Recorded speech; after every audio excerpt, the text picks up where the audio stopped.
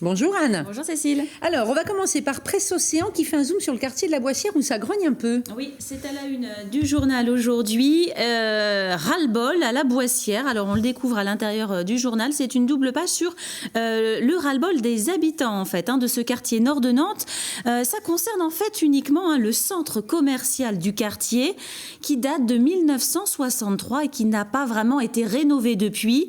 Il est vétuste. On a des témoignages des habitants qui en parlent. Il y a aussi des problèmes de salubrité avec des déchets qui sont stockés à l'arrière, qui ne sont pas nettoyés. En tout cas, tout le monde est impatient que ce centre commercial soit rénové. C'est en projet. Un promoteur aurait déjà présenté une maquette. D'ailleurs, les habitants l'ont vu et sont particulièrement intéressés pour que ce projet se concrétise très vite. Mais Pascal Bolo, l'élu du quartier, reconnaît que si l'endroit est indigne, en tout cas, c'est pas évident de lancer le projet de rénovation. L'étude est en cours, mais il faut racheter le terrain qui appartient à Nantes Habitat. C'est un petit peu compliqué, donc ça risque de mettre un petit peu de temps. Je vais enchaîner avec un autre article de Presse Océan, puisqu'on en parlait hier. Le FC Nantes était en entraînement délocalisé à Rezé. Donc retour sur cet entraînement qui a fait recette, un beau succès. 800 curieux sont venus voir les Canaries s'entraîner.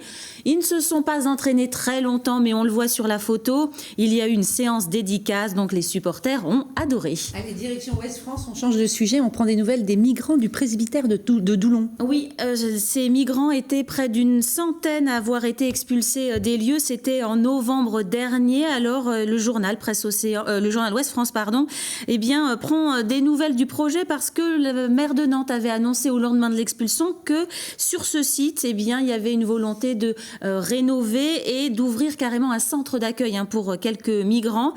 En réalité, c'est un petit peu plus compliqué que prévu, comme le titre cet article.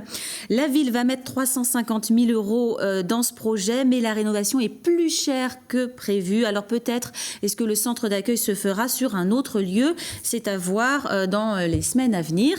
Et puis un autre article de Presse Océan, de Ouest France, j'ai envie de dire Presse Océan aujourd'hui, puisque le soleil est au rendez-vous aujourd'hui. La question qu'on va tous se poser, c'est où s'installer à midi pour prendre le soleil? Le top 5 des meilleures terrasses à Nantes, de Talensac à Graslin en passant par Trentemou. Ça c'est sympa, merci beaucoup Anne. Merci.